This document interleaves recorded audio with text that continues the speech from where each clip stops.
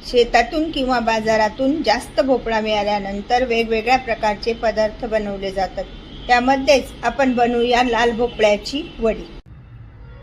Hello, हाय, मी कल्पना तिडके. कल्पना तिडके या रेसिपीमध्ये मी आपलं स्वागत करत आहे.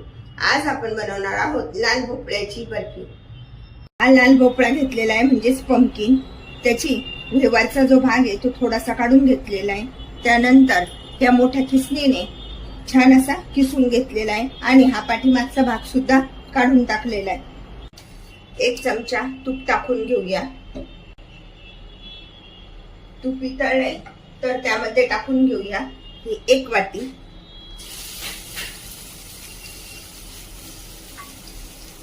हा लाल भोपळा परतून घ्यायचा आहे व्यवस्थित. मस्त भोपळा छान असा परतून घ्यायचा आहे. मस्त पैकी हा लाल भोपळा छान असा परतून घेतलेला आहे. आता 1.5 वाटी लाल भोपळा होता तर अर्धी वाटी त्यामध्ये हा नारळाचा बुरादा टाकत आहे. जर समजा नसेल तर आपलं सुकं खोबरं असतं ना, ते सुद्धा त्याची पाट काढून आणि ते बारीक करून घेऊ शकतो. आता हे सर्व साहित्य व्यवस्थित असं एकत्र करून घेऊया. यामुळे वडी लवकर खराब होत नाही.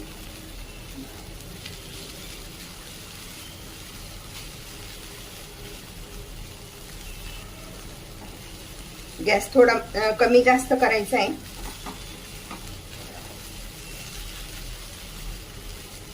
अशा पद्धतीने 1 मिनिट छान असं हे परतलं गेलंय तर त्यामध्ये टाकून घेऊया पाऊण वाटी साखर. याचा पाक करण्याची किंवा बारीक करण्याची गरज नसते. यामध्ये अशा प्रकारची वितळून जाते ती. आता एकसारखं असं हलवत राहायचंय, एकसारखं असं परतवत राहायचंय. साखर पण वितळली गेली आहे आणि मिश्रण आता एकत्र व्हायला लागलंय तर त्यामध्ये टाकून घेऊया ही 30 ग्रॅम मिल्क पावडर. याऐवजी आपण दुधाची साय पण वापरू शकतो.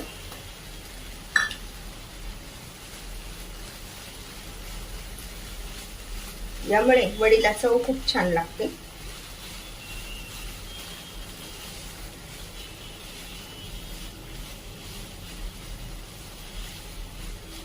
पावडर आता व्यवस्थित अशी एकत्र करून घेऊया.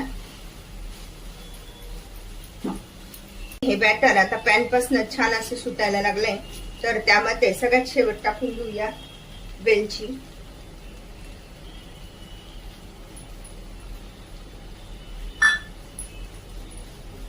व्यवस्थित परतून घेऊया. जर तुम्हाला आवडत असेल तर तुम्ही ड्रायफ्रूट पण टाकू शकता, म्हणजेच काजू, बदाम. मी त्यामध्ये टाकून घेत आहे पंपकिनच्या बिया.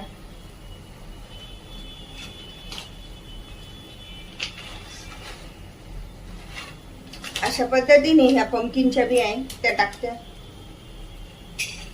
आणि थोड्याशा वॉटरमेलनच्या बिया आहे.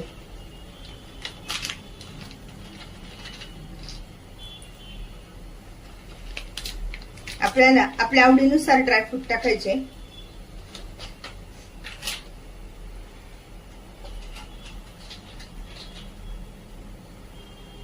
सर्व साहित्य व्यवस्थित एकत्र करून घेऊया.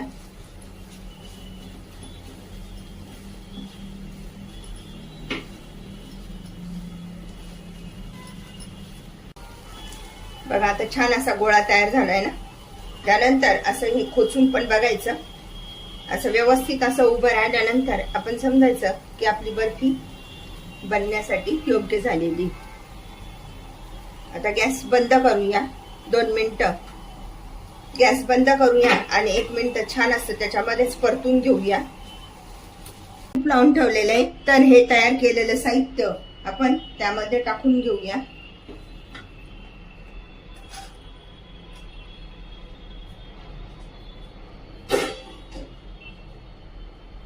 आणि ही वडी आता व्यवस्थित अशी थापून घेऊया.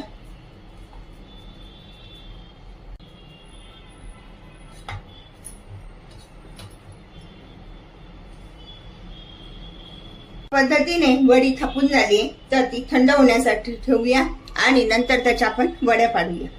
अशा पद्धतीने आपण त्याच्या आता वड्या पाडू. अशा प्रकारे वड्या पाडून झालेल्या आहे. या पद्धतीने बनवा लाल भोपळ्याच्या वड्या.